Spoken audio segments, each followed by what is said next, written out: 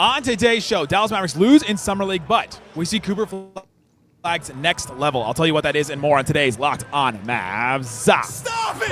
Stop! The number one pick will go to the Dallas Mavericks. Cooper Flagg will fly in Dallas. Dogs, all of us, all five. You are Locked On Mavs, your daily Dallas Mavericks podcast. Part of the Locked On Podcast Network. Still can't leave. Yeah. Every day. I'm going to get a city like. And welcome. You are locked onto the Dallas Mavericks, your team every day. My name is Nick Angstadt, media member covering the Dallas Mavericks for 10 years. Thanks for reading every day or making Locked On Mavs your first listen each and every day. Today's episode is brought to you by FanDuel. Right now, new customers get $150 in bonus bets on your first $5 bet wins at FanDuel.com. And joining me, as always, my co-host, media member covering the Mavs for 10 years, right alongside me, the stay back home homie, the one more thinking. What you got for me, Isaac Harris? Yeah, I just want to give a shout out. Want to give a shout out to Klay Thompson for getting up shots in the offseason. Shot. He has been putting in the work. And just want to give a big shout out for him this offseason. Can't wait to see what he looks like. Klay Thompson caught up. Body, yada, yada, yada, yada, yada, yada, yada. I'm the only one that's Today's allowed to episode, we're make going to get into that the joke, Mavs. The Mavs lost in Summer League. We got lethal shooter out here right now doing a pop-a shot contest. Anything can happen at Summer League. We're going to talk about the Mavs loss in Summer League against the Spurs. We're going to talk about Ryan Nembhard, his struggles. We'll talk about some of the struggles from other players. But Miles Kelly having an okay game. But I want to start with Cooper Flagg because everything starts and ends with Cooper Flagg here now. Cooper Flagg showed us the next level for what he can be and what he's going to be in the NBA because they've been using this experiment. They've been trying to run him as the point guard. They've been trying to use him as the ball handler. They've been trying to use him as the guy that runs pick and rolls, gets his own shot, and all that kind of stuff. And he went out and took 20 shots again, 10 of 20 from the field, 31 points, and he only had 2 turnovers. And I think that's the thing that we're really going to focus on, and the coach focused on after the game. I asked Coach, I said, how do you think Cooper Flagg has handled the ball pressure and the defense against him? He said he's only had 3 turnovers in 60 minutes of play, and they've been hounding him over and over again. Cooper Flagg even mentioned after the game, he said, Carter Bryant picked me up 94 feet, and I was pretty gassed by the end of it. I thought that was an interesting thing for him to admit at this point, but that he was gassed, that he put in all the work, took all the shots, was the one hand on the ball and all that, and still only 3 turnovers total. And I think that's the next level that Cooper Flagg is taking in this, and that is the thing that's going to take him from like a really good player in the NBA to an MVP if he can handle the ball, if he can get his own shot and do all that. Yeah, no, I mean, seeing Cooper in game 2, what a difference. He felt more comfortable out there. Obviously, he had better counting stats for the graphics on social and everything. That 30 looking pretty good. Yeah, better percentages and stuff. But no, I mean, it's 2 straight games where teams have went into it with a really aggressive approach with him of, hey, we're gonna play pretty aggressive on-ball defense against him. Carter Bryant. It's hard to find anything in Summer League going into it. You got to just tell yourself like, hey, I'm not going to like form any big opinions. And it's hard to like find things to like pull from Summer League to say, hey, like good or bad. But watching Carter Bryant and his defense and just like his traits and stuff, that it's hard to believe that won't translate. So I was like super impressed with him. But yeah, the Cooper experience, handled the ball and stuff. It felt like he brought the ball down the floor a little bit more in today's game. I wouldn't say I'm the biggest fan of it because it's just not the role that he's going to be playing in the NBA. And I get it. Not a fan of it in Summer League? No, I'm not, honestly. What? Like, this is the time to give him reps. Like, this is the time to get him to handle the ball, to go out there and like, all right, you're the focal point of this team, kind of the only player that matters on the Summer League team for the Mavs. Like, go work out this part of your game that's not exactly what you're natural and best at doing, right? Like, that to me, that it makes a lot of sense. Yeah, Kirk no. Henderson. Hey, is that Kirk's sad face? That was Kirk's serious face. I mean, I see it. It's like, hey, get better at it. It's just, I don't like. But what's he supposed to do in Summer League then? Play the role that he's going to play, like let other point guards. Like, I love the possessions. They only have one. I know, but it's just like I love the possessions in which he like starts off the ball. He had that one possession where he had a catch and shoot 3, and it was like beautiful. Even when like, hey, he comes off a screen or something, then he comes up to the top of the key and gets it, and then runs the offense and does something from there. So yeah, but either way, it's like I love. He has such an overall, like, all around game. We said this going to the draft, like, it's really hard to pick like a negative about him because he just has such a well-rounded game all the way around. And yeah, tonight you just saw it. I mean, you saw with the athleticism, the shot. He hit some more shots and stuff tonight, stepping into some threes. You saw a little bit more with the left hand again, which we talked about on the last pod. He had that. You were loving his left hand. I did. I'm really impressed by that. And you got to look at the small things with Cooper, because it's like, whether it's good or bad, you kind of got to like nitpick good or bad of like finding the small things, because he does all the stuff so well. Yeah. Well, I like that he was handled the ball a lot, and they're putting him in this position. He mentioned after the game, he's like, they want me to be aggressive. And like, right. Like, for these 2 games, it's probably the only 2 games he's going to play.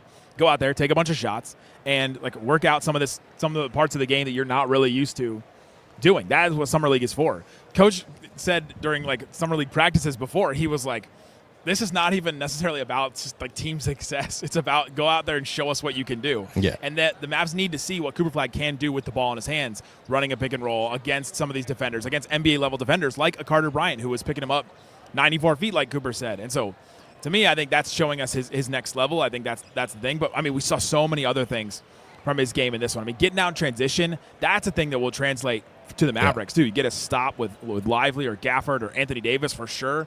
And Cooper Flagg's already leaking out. He's so smart, knows exactly like when to go, like when to break. And those dunks, man, I was under the basket for most of them. And like the alley-oop from Nembhard was awesome. The almost body that he caught on that one. That was right next to you. Yeah, and then the drive right into it. Yeah, I was right under that basket, and it's just like you forget how every time you watch him, you forget how big he is. Like, he is 6'9", and he is like bigger than some of the centers out there sometimes. Yeah, and it's that fast pace, kid. Yeah, I think Nico said it too in one of those pressers before the draft or after the draft, whatever it was, about playing faster. And that's going to be the difference with this team of just this, like, the style and offense. We're going to see this team get out and run. Cooper's going to get a rebound and take off. He's going to pass it ahead to a guy and take off. Like, they want to play at a faster pace, and they're going to be able to do that with Cooper. And that's a little bit different stylistically than you see somebody like Luka and what we've been used to, of like slowing it down a little bit. Let's have all the pieces in these exact spots. That has been really efficient basketball. I'm not saying that. It's just a whole different style of play.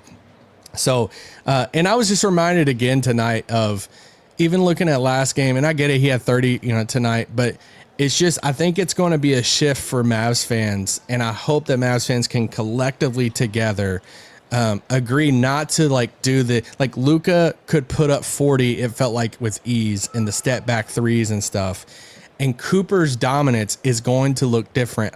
I know I feel like a broken record on this, but it's like, I feel like people are going to throw out the games where he's like, oh, dude, he had 18 points in this game. That's it. We're used to our guy having, and it's like, but he's going to have 18 and 9 and like 4 or 5 blocks. And he's going to have this overall impact on the game. He's still going to be that special and that generational, but he might not be putting up 40 at ease like Luka did. It's going to look different. He's going to have the monster dunks. Like that first poster he has in the AAC, he is going to, yam on some people this year. And then some of the blocks, we haven't got to see some of the massive blocks from him yet. But some of his weak side, the one to end the game against the Lakers. Yeah, that's true. That's true against the Lakers. Yeah, some of his block stuff and his timing is unbelievable. Yeah, we're going to see some defensive stuff from him that's going to be special. It's just going to look different, and I just hope that we can all collectively agree that, hey, because he doesn't do step backs from 30 feet and put up 42 in a game, it doesn't mean that he's not living up to the hype, because that's not the case. Yeah, he's more Tim Duncan than Dirk, right? Dirk was also that scorer that could go out there and he felt like he could get you 30 every night, 20 definitely every single night, no questions asked. But Duncan was the one. He can get you 22, but he also is doing a whole bunch of other stuff. That's more of his game. And I've talked about on the show yesterday, I did the one more thing about how Cooper, the best version of him, is going to be this connector that connects all these different pieces and makes everything work, that fills in these gaps. And so that's why they're having him run this pick and roll. It's like, all right, there's going to be times this year especially, where we don't have enough ball handlers, and we need you to handle the ball a little bit. And so get some reps and play against some NBA defenders and all that. So I liked what I saw. Like that we saw the next level from him. Coming up, let's talk more about what we saw from Cooper Flagg. I'll tease real quick. I got one little nitpick about Cooper that I'll say after the break. Talk about that and more coming up. Today's episode of Locked On Mavs brought to you by Hungry Root. Hungry Root. Let's be honest. Meal planning, grocery shopping, it can be overwhelming. You got too much stuff going on. You got Cooper Flagg Summer League games to watch. You got all kinds of different things to take care of in your life. And, man, I'm like, I've got a house, and there's just all kinds of things all the time that you're dealing with. You don't have to figure out how to plan meals and all that kind of stuff. Hungry Root uses smart cart technology and recommends groceries, recipes, and even supplements tailored to your preferences, whether you're dairy-free, gluten-free, focus on gut health, or just trying to eat better. Hungry Root's got you covered. Take advantage of this exclusive offer for a limited time. Get 40% off your first box plus a free item.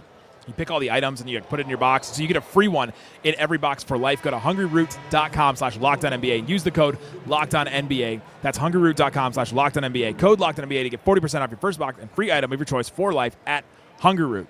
Also brought to you by FanDuel. FanDuel Sportsbook has all kinds of props and odds, things that you can use to get in on the action. Summer sports in full swing. You got Summer League going right now, and man, if you're betting on Summer League, man, dude, that is a thing. That is a choice you could make. That is the thing. That is a thing you could do. There's lots of odds and there's lots of things. I'm sending them on the text line, FanDuel. I'm sending the odds, but go check out FanDuel. They've got all kinds of WNBA stuff with our Dallas Wings and Paige Beckers. So go check out all those odds as well and see how you can make sports a little bit more fun. New to FanDuel, new customers can bet $5. If you win, you get $150 in bonus bets if that first $5 bet wins. So pick something that you think is an absolute lock. Open the FanDuel app today or visit FanDuel.com to get started. It's FanDuel.com. Shut it down! Let's go home! Thanks for hanging out with us on Locked On Mavs, being part of the show, part of the Raccoon Squad, listening every day. Raccoon Squad, that's what we call our listeners. Appreciate you for checking out the show. We have the text line. I mentioned it, 214-643-8637. Text Mavs to it. I guess you got to text something. I never say what you should text in the text line, but I guess you got to text something to it. Or go to the link in the description and sign up. It's a subtext link, and you subscribe to that. I'll send you all kinds of stuff from Summer League. I'm sending all kinds of stuff throughout the year as well. Isaac's doing Q&As. We're doing all kinds of stuff on there, and so check that out. All right, Isaac, you got one nitpick with Cooper, and I think I have one too, but I'm curious if it's the same one. Well, and nitpick is, remember, he's that good. So he's 18, and I'm fascinated to see because I feel like if you're like picking a nitpick about Cooper, you're pretty much finding the weakest link that will come around at like to the best of that ability later on, like slower than the others. And this sounds stupid, and I get it because he just put up 31 points. His elbow gets a little too horizontal for me. Like this is picking nits right here. There's a little bit with the shot form that it's not as consistent, and I wonder long term, because we even seen not to say it's like the free throws and stuff, and he shot great percentage at Duke, so I'm probably like making, and I'm not saying it's gonna like ruin him as a player.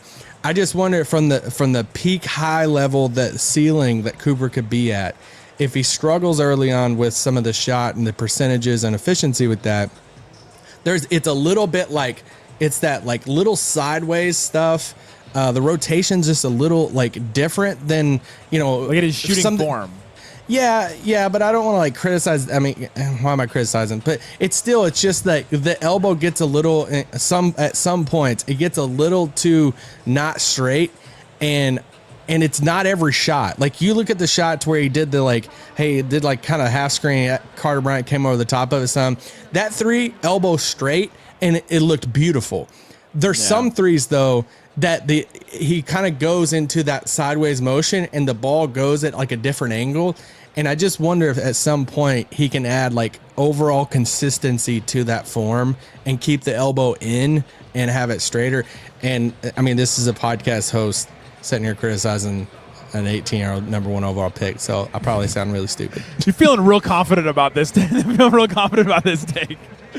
But yeah, no, the shooting consistency is something. I think his form is a little stiff too, and so I'm curious about how the Mavericks fix that or work on that or do things like that with him. But yeah, he missed a bunch of free throws. He mentioned after the game He said my mom would be really upset with me missing those free throws, and so the shooting form is something that he's going to work on. My thing was his handle's a little loose. Like you saw it in that very opening play against Carter Bryant, that he had the turnover, and you're like, oh man. And so he's just got to keep that a little bit tighter, and it's because he's a 6'9" guy handling the ball. But the Mavs are going to ask him to do that a little bit here and there, and so. Yeah, I thought that was just my little thing that he has admitted himself he needs to work on. So it's not something that we're bringing up that's like, he thinks he's perfect at it. And honestly, like, can we talk about the quote, him saying afterwards? I asked him about how do you feel yourself, how you've handled the ball pressure and how you've handled, like, especially Carter Bryant in this game and then picking you up 94 feet. And he goes, yeah, I think I've been solid, but man, Carter Bryant was picking me up 94 feet and I was gassed. What do you think about him, like, admitting that he was gassed and that Carter Bryant was like, was out athleticing him or like out lasting him basically in this game? That's a man that's very confident in his standing. All right. So, like, I mean, there's no, you're not going to see a guy that is fighting for any type of roster spot saying that they were gassed. That's a guy that knows he's the number one overall pick and that he's like the face of the franchise moving forward. But no, I love that he's being honest about it. We always want honest answers in the media. You also got to think of it too. Out of all the people in this draft class that was doing workouts and stuff, he probably did the least amount. As far as like for teams. Well, Ace Bailey, did he do 0? Okay, valid point. Not saying he wasn't working out. I mean, he was. Obviously doing his stuff and working out and stuff. But since that March Madness game in which they lost, which that was the last. If you remember the tournament there, the last that shot he had was in the tournament where he missed that game-winning shot, and that he's going to live with forever. What did his elbow look like on that one? Shut up. But I mean, that's the last time. I mean, we're talking mid-March or whenever it was that he played like a full-length game and stuff like that. So, I mean, I just expect that kind of from everybody type of stuff. So he's not gonna. It's not like you're looking at it and saying, all right, are we starting this over again? Does Cooper like sweet tea? I don't think we're heading down that path again of the in shape watch for Cooper. It'll be different. Yeah, it'll be different things for sure. And so, yeah, I thought that it was interesting, and for him to admit it shows that he knows it and shows that he is going to work on it. To me, like, I think that the relentless worker and the motor is the thing that we kept hearing about Cooper Flagg, and so I'm very curious to see how he addresses that. But I think that's a very good point. I had not considered, like, hey, I'm confident in where I am. I was the number one pick. I have my contract already signed. Like, what do I have to prove, kind of deal. And, I mean, the thing about it is, I mean, you couldn't really see that big of a drop off. I mean, he went for that poster crazy dunk in the last like 5 minutes of the fourth. So if that's his gassed, all right, I'd like to be like that. Yeah, I'd like to still be at optimal athleticism when I'm gassed at that point. Can I talk about, before we get into the other guys, just how star-studded it was in here? Like, how many people were watching this game? Who's in front of you? Sitting in front of me, the answer, Allen Iverson. Not right now, but he was, and it was amazing. Like, he comes in, the aura, like, talk about aura, like, the aura around him is just insane. He comes and sits down. He's got a towel over his head the whole time. Mark Cuban and Steve Ballmer were sitting 3 seats down from Allen Iverson. That's some money. That's a lot of money right there, and an interesting friendship for sure. 2 seats down from Allen Iverson was Ace Bailey, and they introduced Ace to Allen Iverson. He goes, "I know who you are," and he daps him up, and it was a good moment. The Mavs that were there, Daniel Gafford was there. His contract became official today. You had Caleb Martin was there, and then you had Brandon Williams. You had Omax, and you had Kessler Edwards. And that was very interesting to me. But I mean, it's obviously hanging out, and all NBA players basically are out here right now. So that was the Mavs contingent that was there. Obviously, all the Mavs coaches. Phil Handy was sitting with the Mavs coaches, new assistant the Mavs just hired, and so that was interesting. Front office people for Mavs, there were a million of them. Oh, everybody. I saw Nico today. I saw Michael Finley. You saw everybody. Mac. But the one though that really got me.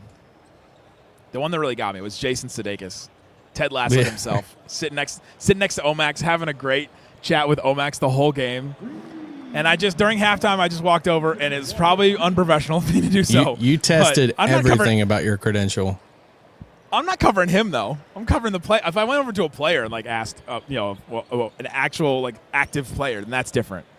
But yeah, I asked him for a selfie and just told him how much Ted Lasso means to me, because like that is a show that matters so much to me personally, and has helped me in life through so many things.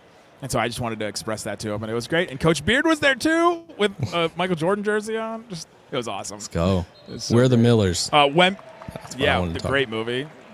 Y'all getting paid? Wemby also showed up and walked in a little late and got a huge ovation, so that was pretty fun. And there were some Spurs players as well. But man, it's just like this is what Cooper Flagg brings. Like there's not the same kind of stars at this game. Oh, and Cedric the Entertainer walks in early too, so it's just another like you never know who's gonna show up here, but that's the kind of hype that Cooper Flagg brings. It's like, yeah, he's that type of dude already, and he's just 18. Also, correct. Also, Ronnie 2K pulled Ace Bailey aside and he did his face scan during the game. Interesting. I know. I was like, right now? Like, you guys couldn't have done it any other time with him? He's been here. Like, yeah, I said this on our text line, but the Jason Tatum only being 19 line that we heard a million times, that's gonna do it. It's gonna get replaced. Everybody in the world, national broadcast, us, every media, and Cooper's just 18, and it's gonna feel like we're saying he's just 18 for about 4 years. So, well, if you watch those early Duke games, they said he's just 17 so much. Like it became kind of a bit that they were doing. I mean, we're gonna do it for sure because you get it until December, so you get all the October preseason. The October games, then November, and you get some of the December ones too. Like it's going to be a little while. Anything he does on the basketball court, he's just 18. Look at that turnover. He's just 18. Yeah, he's just 18. I mean, come on. Look at that made three. Look at that. Let's talk about Nembhard for a second, because the Nembhard train was pretty packed after game one. I seen it all the way to he's going to replace D'Lo. And before Kyrie comes back, and it was just seeing this from the opening tip in this game. It's just a reminder: love him, nice player. He's got a ceiling, because Dylan Harper looked like a giant, and they pressured him with size. And we're talking about Summer League, and there were times where I feel like he couldn't like dribble, and I was like, oh crap. Oh no, don't expose him. We love him. And it was just really tough for him. And he's going to struggle against bigger guards like that, or just size in general in the league. He's got to get, anyway, it was a struggle a little bit. I asked the Mavs coach about that after the game. I said, how do you assess, and what is the next step for a player like that deals with size and has a hard time dealing with size because of his own size? And he said, we didn't do enough to get him open. And honestly, that is coach speak to me for like, there is no answer. Like that is what it is. And that's how I take it. And that you can do things and like, but if you have to adhere your offense to try and get a player open in order to do those things, like I think that is, especially a point guard, I think that is, that's why he has a ceiling, like you said. Yeah. I think he's still an NBA player. I could see him coming off the bench and stuff. It's just like some of the hype after game one about all that. It was just a little tempering of that. Agreed. I think he can contribute. I think that he can play in the NBA for sure. You've seen how smart he is and how he gets to his spots, and he missed some jumpers today too that'll hit normally too. But will he start? Will he become Fred VanVleet? Or like some of these other small guards we talked about? Like it's a very hard road to get to that point if you're a 5'11", 6-foot NBA player. Now, and I want to. I mean, San Antonio. Watching Carter Bryant, watching Dylan Harper, which love Dylan Harper. I think he's going to be amazing. Seeing some of his plays and stuff tonight was awesome. It kind of just makes you sick a little bit of the building pieces that they have in San Antonio with Wemby and obviously Castle and stuff. I mean, if you don't even think about like a De'Aaron Fox, just the fact that they have like Castle, Harper, Rookie of the Year. Yeah, I mean, they could honestly go 3 for 3 in Rookie of the Year if Cooper doesn't get it. And like 3 years in a row if Harper gets it. And it's just wild to think about the young pieces that they have. When you look at like a system like OKC and you say, oh, there's no way that you're going to be able to replicate something like that because they have all these draft picks that hit as young guys. Like, is it crazy or totally insane if 7 years from now that Harper, Wemby, and like one of Castle or Carter Bryant's like a J-Dub type of, like, I mean, it's just, yeah, man. they just got so many pieces, man. It's scary. Let's talk about something else. Miles Kelly. Yeah. Miles Kelly, I thought, was the only other guy that got kind of showed up. He had the first 6 points and hit another 3 after that and had, you know, I thought he had some good hustle plays, had a couple of steals too. Like, he shows up, man. He's got confidence. Somebody in the text line was making fun of me because I hype up Miles Kelly. He's like, Miles Kelly is your Omax. Like Isaac's Omax is your Miles Kelly. Yeah, hyped him up that much. I'll take it. I'll take it because I'm very excited about him. I love his confidence and I love his shot. Like, he's got a great shot. He's confident. We'll put it up. Just got to see a little bit more here and there attacking closeouts, which he did today. He had a good finish. He attacked a closeout. And then just, you know, the defense, we've got to see some more. I've got to see some more on that before I can make a big decision or a big, like, overarching statement on it. But, yeah, I liked what I saw from Miles Kelly again. Like, 2 solid games in a row from him. That's exactly what you want from that kind of player. There's always a spot for shooters like him. I mean, he can just knock it down at a high clip. Confident, will take it. As some people say, he can get a shot off in a phone booth. And he will launch that Who three. would say that? I've just heard that before. I can imagine Dwayne Price saying that. I can hear Mark Jones saying that. Our guy. This guy. Dwayne is not here, and I miss him. Dude, Mark Jones, some of the sayings he tries to make on the broadcast is just unbelievable. I'm like, I don't. Like, he says, which I get it, but it's just like some of us are like talking or whatever. I mean, he'll say multiple times, that shot is wet. But then he used this one of like, I'm going to butcher this line, but he tries to do back-to-back like sayings or like analogies. And it's like, oh, he's got that handcuff dribble because he's got him in prison. And it's like, what? What are we doing? Like, what? The handcuff dribble. It's just like, there's different things he tries to say in there. And then I'm like, all right, you feel like the uncle that shows up trying way too cool to be cool around all the cousins and stuff. And, but Mark anyway, Jones. Is this the last of Cooper Flagg that we'll see in Summer League? Yes, I believe so. We have not been told that it's not, though. And the next game would be against Con Knipple and this Hornets team that I'm watching right now. Without Con's not playing. Well, if Con doesn't play in the next game, then 100% we're not seeing Cooper Flagg. Because that I think is the only path where Cooper is like, I want to play because I want to play against Con. I do want to say, I said this on the text line too. Super impressive. Cooper has played 63 out of the 80 minutes for the Mavs in his first 2 games. I mean, that's just makes me think he's not going to play. Yeah, probably won't. But like, that's just like crazy. I mean, this is what the people want. It's what fans back here in Dallas want. It's what fans there want to see is Cooper playing, and you got every bit of it. So he played a ton of minutes. And he got his shots up and all the stuff, tried poster dunks, did all the things, wasn't too cool for Summer League and, you know, just trotted around here and there. Like, he did what Cooper Flagg you would expect him to do, and he played a ton. So if it's his last game of Summer League, hats off. And, man, I can't wait for the fall to see him suit up again. Oh, I know. Oh, my gosh. September, October cannot come soon enough. Yeah. I got one more thing. Yes. Let's go. Walking through a casino last night, not partaking, just questioning my life's choices. First, I see Kenyon Martin stand up at a bar. It's great. Cincinnati legend, #1 pick. Okay. And then I see Nick Collison, and he's talking to somebody, and the guy's back is turned to me. And so I'm walking around, and I'm like trying not to be too obvious that I'm looking. And I'm like, who is Nick Collison talking? Because it's another tall guy. You're trying to check somebody out, all right. You get 3 guesses as to who it was. Another tall guy. Another tall guy.